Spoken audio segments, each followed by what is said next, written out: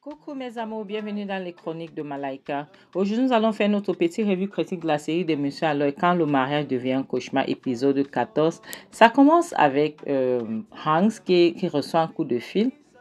Il essaye d'appeler, non, il essaie d'appeler, ça ne passe pas. Et sa secrétaire vient, il est au téléphone, il essaye, ça ne passe pas. Il raccroche, il demande, mais qu'est-ce qui se passe? Pourquoi est-ce que je n'arrive pas à les joindre? Qu'est-ce qui ne va pas? Elle dit, oh monsieur, c'est parce qu'ils sont en ligne, donc la ligne est occupée, c'est pour cela. Et puis elle dit, en passant, il y a un monsieur qui est là pour vous, il y a un monsieur qui veut vous voir. Et Hans demande qui? Elle dit, monsieur Kennedy. Il demande, fais-le entrer. La prochaine scène montre monsieur Kennedy, l'ami de Jonathan qui vient. Il salue monsieur Hanks. Monsieur Hanks dit, oh monsieur Kennedy, soyez le bienvenu. S'il vous plaît, prenez place, asseyez-vous pour qu'on puisse parler. Monsieur Kennedy, il prend donc place dans le bureau de Hans. Et puis Hans lui demande, qu'est-ce que vous prenez? Je vous donne quoi? Je vous offre quoi à boire? Nous avons tout ici. Marqué que c'est un bureau. Ne vous inquiétez pas. Il y a tout ce dont vous avez besoin. Monsieur Kennedy dit non, merci beaucoup. Je ne suis pas venu pour boire. En passant, c'est un bureau et puis c'est l'heure du travail. Donc, je ne vais pas boire. Ce que je viens faire ici est bref. Donc, je ne vais pas traîner. Il dit non, tu ne peux pas dire ça, c'est un bureau, donc ça ne dérange pas. Il dit non, merci. Donc ce que je suis venu voir, c'est que je vais vous demander qu'est-ce qui se passe entre toi et Clara. J'ai parlé avec Clara et maintenant je veux parler avec toi. Tu sais, Jonathan et Clara, j'étais là lorsqu'ils se sont mariés. Et souviens-toi, ils ont un enfant, ok? Donc c'est un couple dont je suis amie avec. Donc, et lorsque un adulte comme moi, tu vois, peut constater quelque chose, il va falloir que je me mette, surtout si ces gens-là sont mes amis. Donc, c'est pour ça que j'ai pris la peine de venir dans ton bureau pour chercher à savoir ce qui ne va pas. C'est là où il dit, Clara et moi, nous sommes juste les amis, il n'y a rien entre nous. Tu vois, c'est juste une amie. Si, c'est mon ex, mais est-ce qu'il y a la loi qui dit que les ex ne peuvent pas être les amis? Il dit non, il n'y a pas la loi qui dit ça, mais j'aimerais savoir qu'est-ce que tu attends d'elle. Parce qu'en passant, c'est une femme mariée.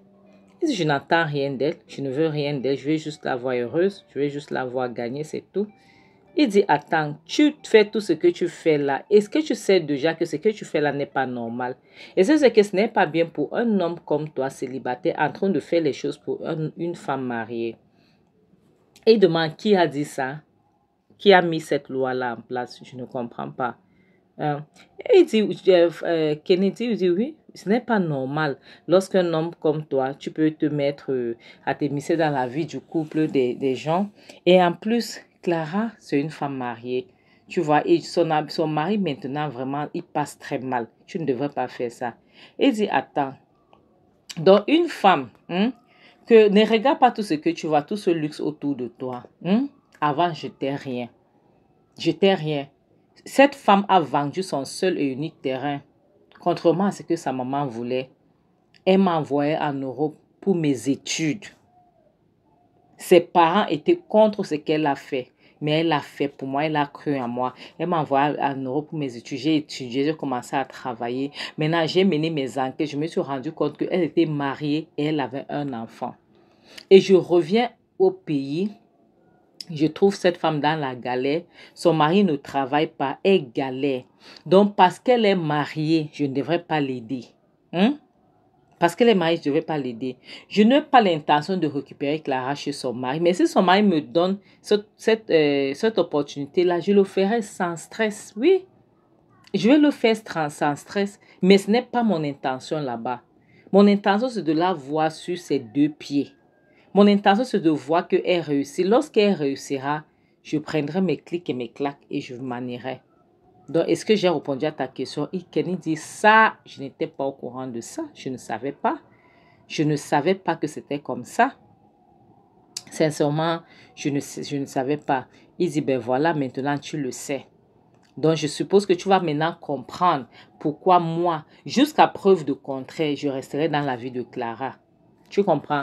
Jusqu'à ce qu'elle soit financièrement stable, je serai là. Tout ce dont elle a besoin, je vais lui donner. Ok? Donc, je ne suis pas là pour la récupérer.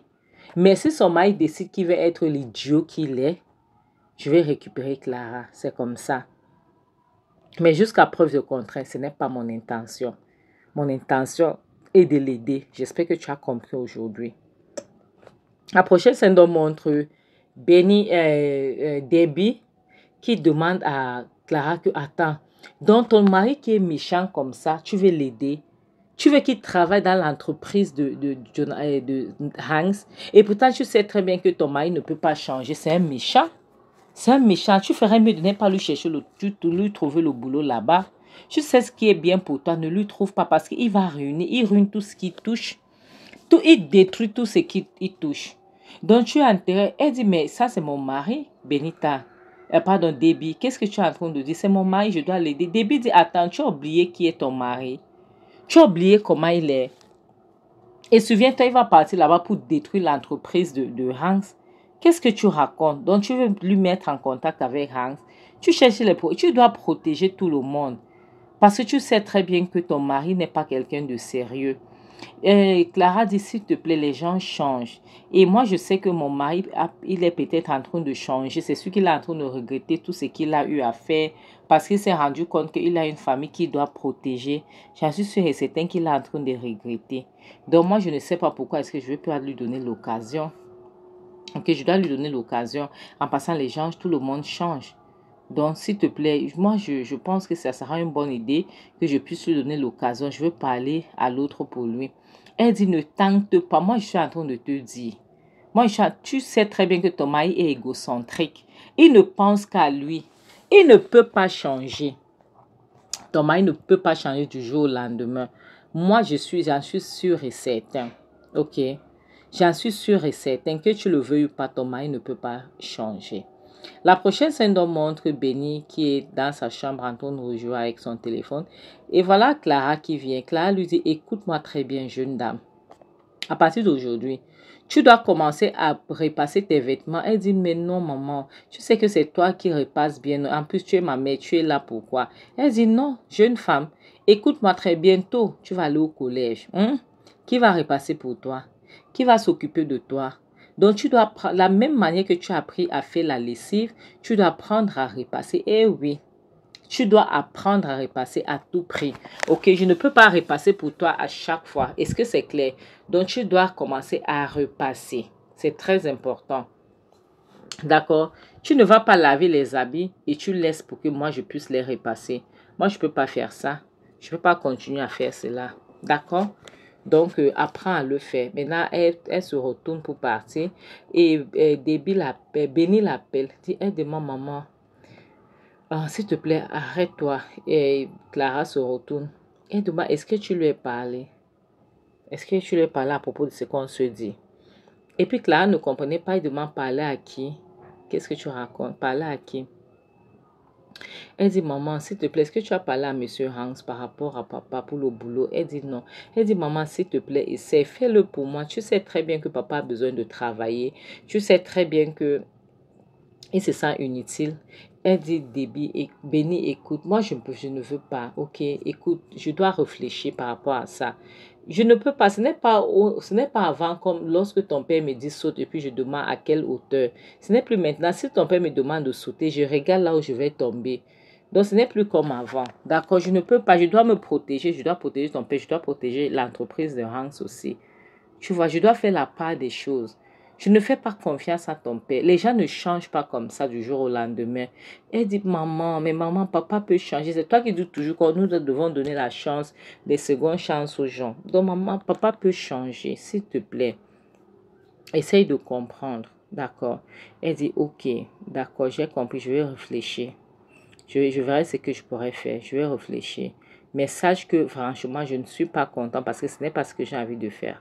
Elle dit, maman, s'il te plaît, fais-le pour moi. N'est-ce pas tout le temps, tu es toujours en train de dire que tu aimes mon père, tu aimes mon père. Maintenant, fais-le pour moi pour qu'il puisse sortir de la maison, pour qu'il puisse se sentir comme un homme, comme un vrai homme. S'il te plaît, maman, je t'en supplie. Je t'en supplie. Je sais que papa t'a fait des choses, mais essaye d'oublier ça, essaye de m'écouter, essaye de me comprendre.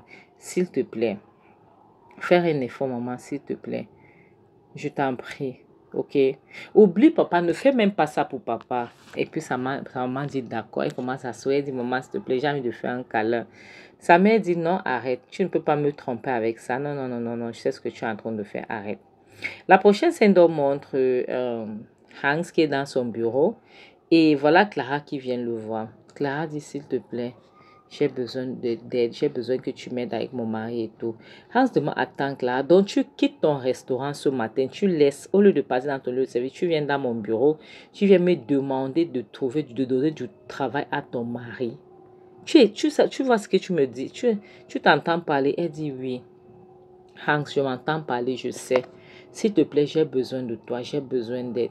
Tu sais que je n'ai nulle part à aller. Je n'ai personne chez qui je vais aller demander.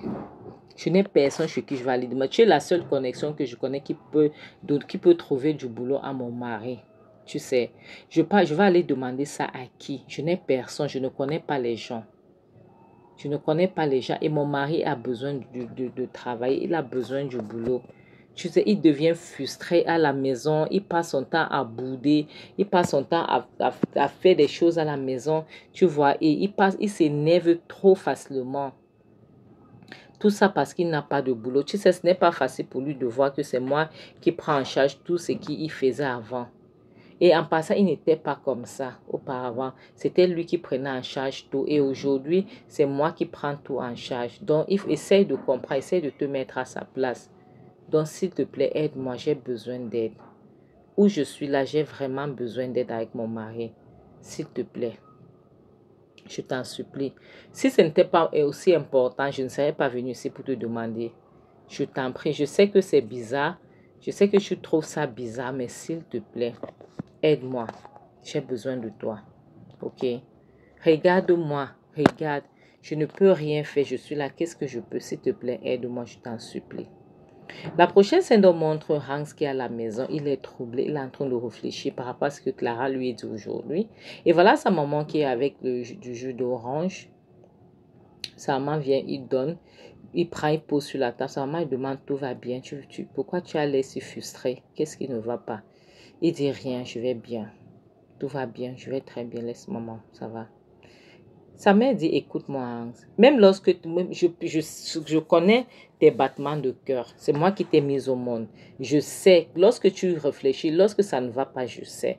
Raconte qu'est-ce qui se passe. Il dit, maman, comment est-ce qu'elle peut être aussi naïve? Comment est-ce qu'elle peut être aussi gentille? Hein? C'est quelle qualité de gentillesse ça? Maman, est-ce que je peux imaginer que Clara vient dans mon bureau et me demande de donner du boulot à son mari? Hein? Tu peux imaginer ça? C'est quelle qualité de gentillesse ça? Hein? Que je donne du boulot à... C'est quoi ça, maman? Je ne comprends pas. Hein? Pourquoi est-ce que je vais donner le boulot à son mari? Je ne lui fais pas confiance. Sa mère dit, attends, elle t'a demandé ça elle-même. Tu es sûr qu'elle a eu à causer avec son mari? Il dit oui. Maman, elle m'a demandé ça. Et moi, je connais que Clara n'est pas une menteuse. C'est son mari. Elle m'a dit que c'est son mari qui lui a demandé. Hein? Sa mère dit, tu es sûr? Son mari lui-même lui a demandé ça. Si c'est son mari qui lui a demandé, c'est qu'il a quelque chose qui lui passe par la tête. Et il sait qu'il y a quelque chose. Il est en train de planifier quelque chose. Parce qu'il ne peut pas, un homme ne peut pas venir comme ça sans avoir un plan pour demander du boulot comme ça. Il dit justement, maman, je suis en train de réfléchir. Mais tu sais, j'aime tellement Clara, je ferai n'importe quoi pour elle. Mais je vais d'abord avoir une discussion avec son mari avant de le faire. Je vais avoir une conversation avec lui pour essayer de voir ce qu'il a derrière la tête. Pour essayer de voir ce qu'il cache un peu. Je dois avoir une discussion avec lui. Sa mère dit, tu dois faire très attention, d'accord? Fais attention parce que les gens comme ça, ils cachent toujours les choses. Il dit, maman, justement, je sais. Je sais qu'il a quelque chose qu'il est en train de cacher. Mais Clara est tellement naïve qu'elle ne sait pas. Clara ne sait pas que son mari cache quelque chose. Mais moi, j'en suis sûre et certaine qu'il cache quelque chose.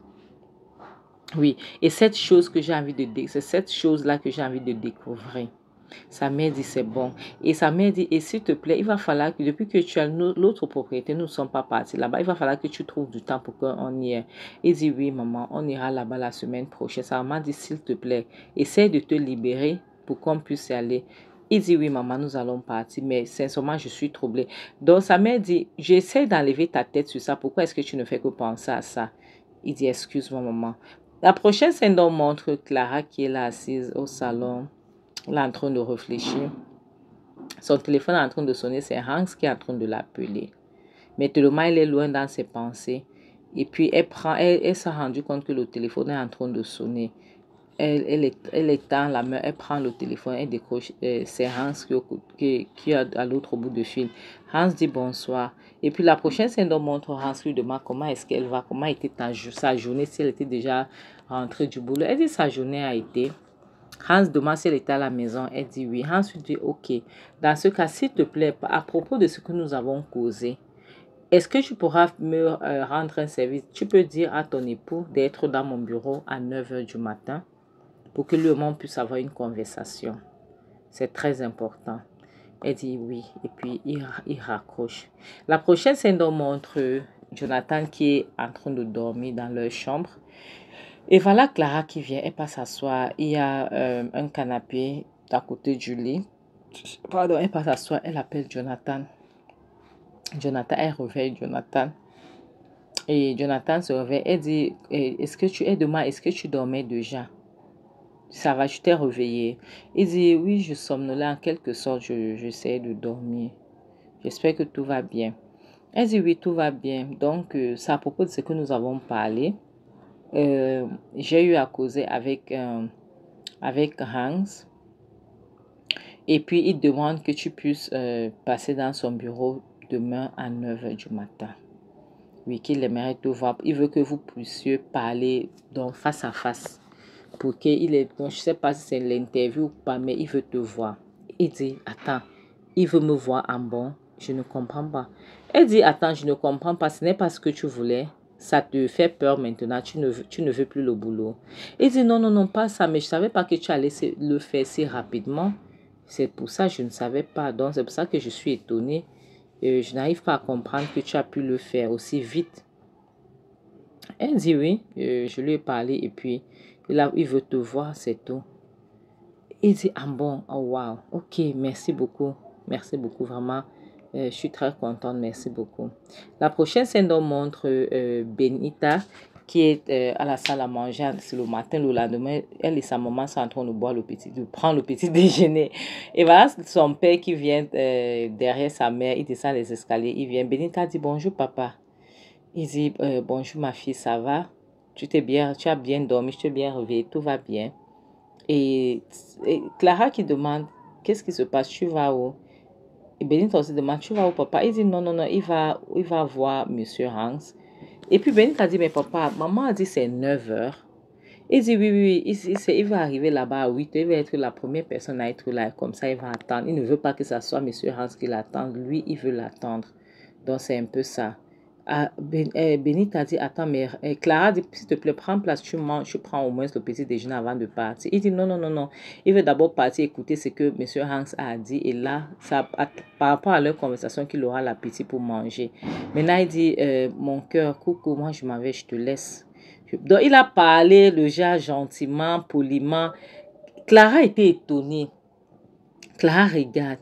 Et puis, Benita dit, maman, tu as suivi comment papa t'a appelé? Mais ça fait, je sais pas, je n'ai jamais suivi ça. Sa mère dit, et c'est ça le problème. Ton père me fait peur. C'est ça le problème. Je commence à regretter pourquoi est-ce que je les ai mis en contact. J'ai l'impression que ton père est en train de planifier quelque chose. Je ne reconnais pas ton père. Je ne reconnais pas cet homme-là. Benita a dit, maman, s'il te plaît, n'aie pas peur. J'en suis sûre et certaine que tout ira bien. T'inquiète, ça va aller.